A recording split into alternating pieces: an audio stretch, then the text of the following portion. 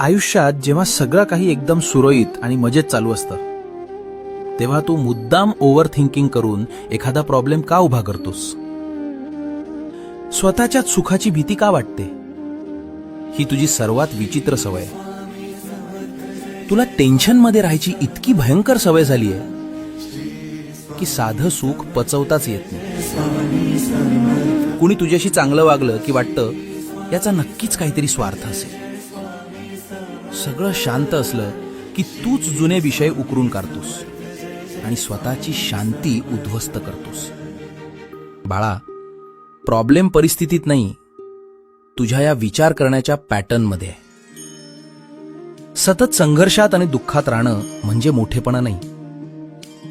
स्वतःला हे सांगायला शिक की मी सुखाचा हक्कदार आहे आणि मला आता शांततेत जगायचंय. जगण्याला मोकळीक दे, भिवू नकोस. मी तुझ्या पाठीशी आहे.